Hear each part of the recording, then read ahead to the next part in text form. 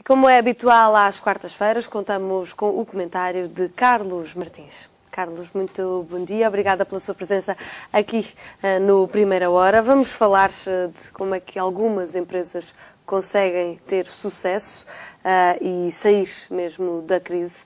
Isto a propósito de duas empresas que foram distinguidas com o Best Leader Awards, líderes de internacionalização e de tecnologia, a Kiaya, da Fly London, uma empresa bastante conhecida do público mais jovem, e a Frulact. Estas são dois bons exemplos de empresas portuguesas. São dois bons exemplos de empresas portuguesas, que nós bem precisamos. Mas antes de falar-lhe um pouco mais sobre cada uma delas e a razão porque porventura lhes foi atribuído o prémio, elas têm algumas coisas em comum. E uma das questões centrais que as empresas vão enfrentar nos próximos anos é a questão da inovação. E, se repararmos, quer uma, quer outra, vão ter esta marca. Ou seja, a inovação vai ser um elemento que vai estar presente. Uma outra questão fundamental é a questão da internacionalização. As empresas de doravante vão ter necessidade, forçosamente, de atuar em vários palcos, de estar em vários mercados. Isto significa, em última instância, que vão ter que saber competir com todos, em todo o lado e por tudo. Podemos colocar aqui se a forma de crescer que as empresas podem ter, que modalidades é que podem seguir. E aquilo também que assistimos é que, quer uma, quer outra, não seguem só uma via. Isto é uma lição também para todos os outros. Aí também está a inovação das empresas, na forma como escolhem crescer.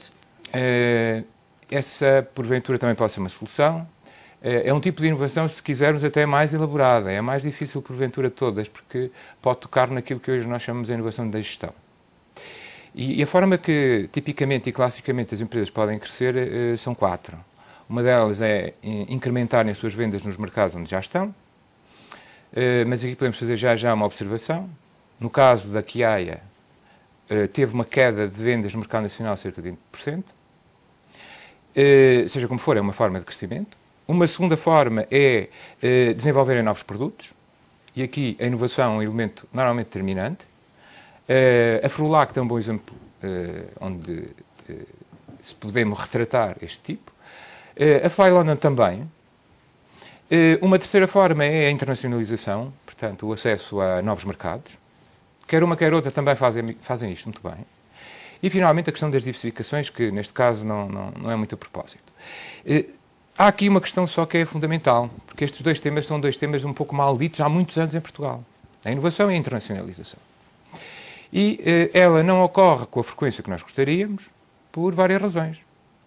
Uma delas é que não há recursos financeiros. As empresas não têm recursos financeiros para poderem, por exemplo, fazer ou a inovação ou aceder a novos mercados. Outra é, muitas vezes, recursos de caráter humano. Não há know-how para fazer isto.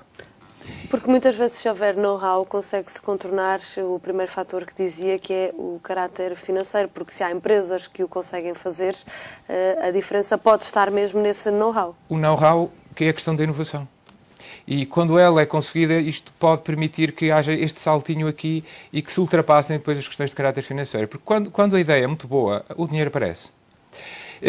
Finalmente, a tecnologia também pode ter aqui algum papel. Eu diria, em suma, que estes são elementos determinantes que podem condicionar, então, o desenvolvimento das empresas nestas quatro vertentes. Podemos começar por falar agora um pouco sobre a questão sobre cada uma destas empresas e o que marcou, o que foi determinante para o sucesso destas duas empresas. A Fly London. Que, deixe-me só introduzir esta nota, são duas empresas que exportam também produtos que são tradicionais em Portugal de exportação e que hoje em dia já são tidos como os produtos a não exportar, para se procurar novos produtos, mas ainda assim, estas duas empresas conseguiram, com estes mesmos produtos, ter sucesso lá fora. As duas empresas não têm produtos com perfil nada parecido. Enquanto, no primeiro caso, da Fly London, estamos no caso do setor dos sapatos, que neste momento apresenta performances muito interessantes. É uma empresa que já tem um conjunto de anos, ou seja, não é uma empresa que tenha acabado de nascer.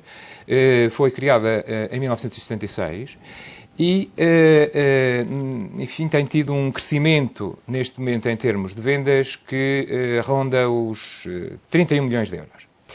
Esta empresa, só para ficarmos com uma pequena ideia, atua em cerca de 50 países. E este é um dado já da questão. Por outro lado, investiu também fortemente em canais de distribuição.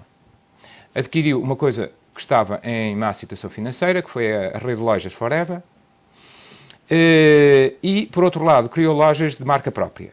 Tem 6 lojas de marca própria, tem 3 em Portugal, Porto, Lisboa, Sintra, e tem 3 lojas no estrangeiro. Londres, Copenhaga e agora Berlim. E, portanto, eu diria que temos aqui um elemento que foi fundamental. Grande parte, em termos da internacionalização, 15% da produção neste momento da Fly London vai para os Estados Unidos. Mas gostava aqui de fazer um reparo, que é, porventura, a razão por que muitas empresas não conseguem fazer isto. É que eles estão há 5 anos praticamente sem vender nada nos Estados Unidos. E só me lembro de uma história parecida com esta, que é da Logoplast. Isto significa que tem que haver músculo financeiro suficiente para se aguentar isto. Eles hoje vendem cerca de 15% da produção, qualquer coisa como 100 mil pares, mas pensam chegar rapidamente aos 300 mil. Isto significa que com paciência conseguiram isto. Uma outra segunda questão é o facto de eles terem canais de distribuição próprios, que já dissemos. E um último elemento que também vale a pena destacar é o facto de eles terem ganho um prémio em termos de logística em 2011. Resumo. Eles não são bons só na questão da internacionalização. Eles conseguiram juntar aqui um conjunto de outros elementos que, todos eles em conjunto, porventura, permite que eles tenham tido performances razoáveis nestes últimos anos. Carlos, só uma nota. Há muita gente que não tem ideia de que a Fly London seja uma marca portuguesa. Isso é uma mais-valia ou um handicap para a marca? Eu penso que é uma mais-valia, infelizmente para nós. A história da marca é engraçada também, porque foi comprada, eles estavam a tentar encontrar uma marca e descobriram isto. Pensam na Inglaterra, compraram-na, ao que parece, bem cara, mas enfim, o grande líder desta empresa, presumo eu, que ficou apaixonado assim que a viu. E isto deu-lhe os resultados que hoje tem. Portanto, diria que a maioria das pessoas está convencida que, porventura, ela não é portuguesa. Até porque o próprio nome assim o indica. Exato. Quais são os aspectos fundamentais, já citámos aqui alguns com o exemplo da Fly London, para uma empresa crescer e, sobretudo, sair da crise? Estes elementos são fundamentais, mas deixamos aqui a outra empresa de lado que eu gostava de dar um saltinho, gostava de dar um salto e falar um pouco sobre ela, porque é uma empresa extremamente interessante e é numa área de negócio completamente diferente.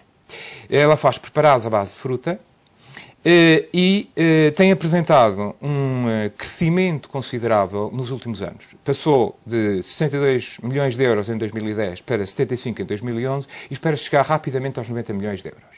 Ou seja, temos aqui um crescimento verdadeiramente considerável ao longo do tempo. Como é que isto foi conseguido?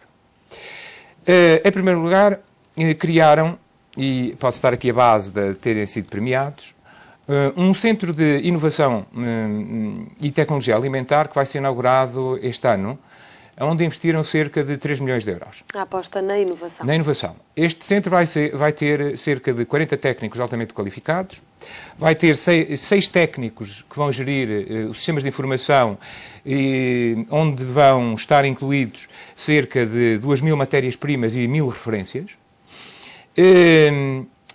E têm depois ainda um núcleo interno de inovação tecnológico que suportam. Eles dão muita importância à questão do conhecimento. E, para ficar com uma pequena ideia, que não é nada habitual nas empresas, eles, neste momento, têm um conjunto de doutorados a fazerem doutoramentos em ambiente empresarial. O que é também uma aposta na investigação... na investigação pura e na ligação ao meio universidade. Outra coisa curiosa, que não é muito comum, Eu visitei a unidade. Tem uma biblioteca lá dentro. Tem salas de aulas onde as universidades podem ir com os alunos dar aulas, propriamente dito. E só encontrei uma coisa parecida com esta na Ovion há uns anos atrás. Isto significa que a importância que eles dão a esta componente. Depois, financiam todos os anos cerca de 100 mil euros para alunos que andem no ensino superior. Dão estágio, normalmente, a 10 licenciados por ano. E fazem uma outra coisa muito importante e muito interessante, que é fomentam o empreendedorismo interno. Dão importância a isto que também não é nada frequente. Ou seja, vamos ter aqui, de novo, um problema de inovação. A questão das tecnologias que eles foram premiados é tecnologias que eles estão a incorporar de forma a conseguirem produtos mais saudáveis, sem os famosos aditivos ES que nós costumamos encontrar. Estão a apostar fortemente em produtos com 0% de gordura e 0% de açúcar. E há aqui um outro elemento importante que vale a pena referir. Para terminarmos, porque estamos a ficar no limite.